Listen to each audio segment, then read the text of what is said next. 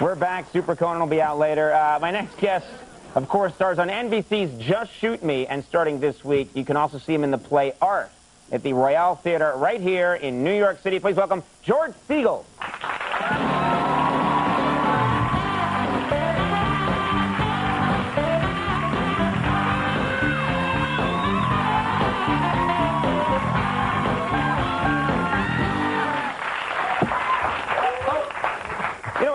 It is a lot of fun having you on the program, and mainly because I came of age watching Johnny Carson do The Tonight Show all those years, and it was an event when you would come on that show. It really was. It was. I remember, you know, and this is one of those things where I see you in the hall before the show, taking cookies and putting them in your pocket, and I'm thinking to myself, that's neat.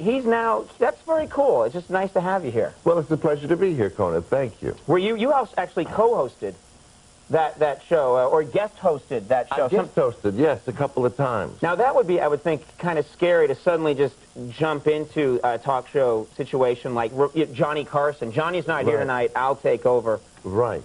Well, they asked me to do that. I didn't say, I'll take over. No, you barged in, I hear. Well, no, it's terrifying. That's a terrifying thing to do. And I remember being on with Eva Marie Saint, with whom I'd been in a movie, so she would, when we were friends. Mm-hmm.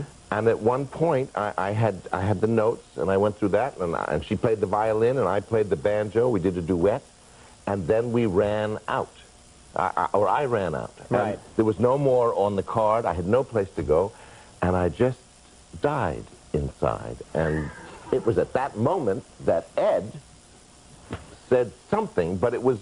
And then we got back on track. He got me back on my feet again.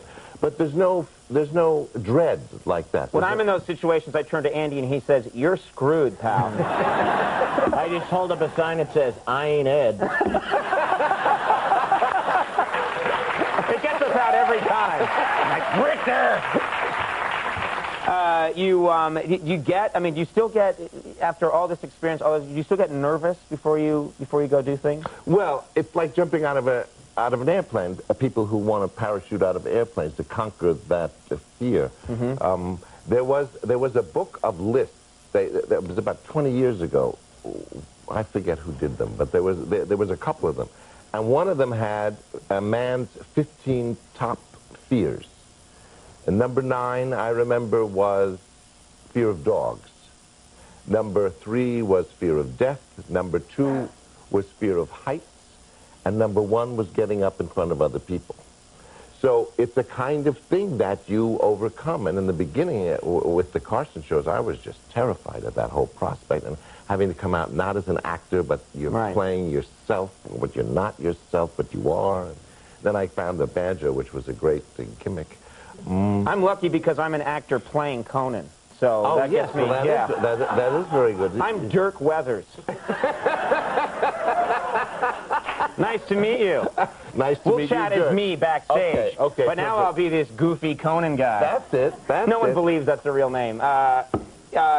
You're doing the show Art, which I understand has a very strange. Broadway sets can be sometimes a little avant-garde. I understand this one's very strange. Very well. It is. It's all white, and the shoes that we wear on the set are just off the set. We come down in slippers just before the show and get into these shoes so that if you would be no danger of walking into tar or something. Because they're all white. They're the shoes as well. The shoes are black, actually. Oh, but they're new shoes.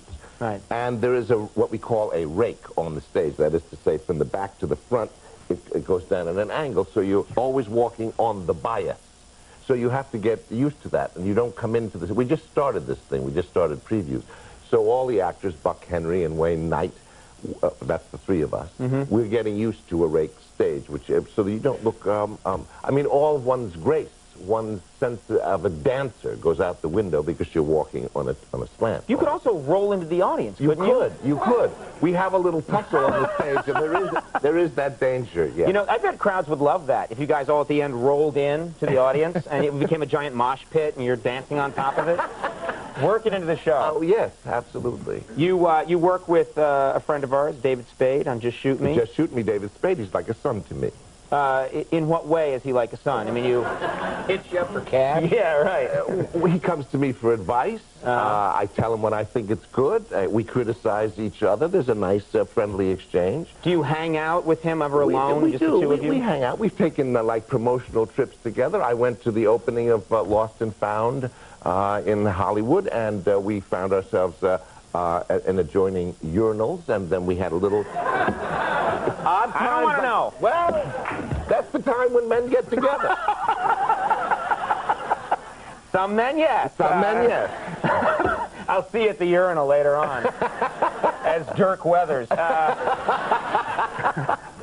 That's when I enjoy it. Okay, anyway. Well, of course, Just Shoot Me is Tuesdays at 9. Yes, it is. On NBC. And Art is at the Royale Theater in New York City. I hope you can... I just want to, talk to you some more. I hope you can come back. We have more... I'd be delighted. So much to ask you. Thank you very much for coming by. A pleasure. Kurt Segal, everybody. We're going to take a break. And Dana Gould, very funny guy, coming up. Stick around.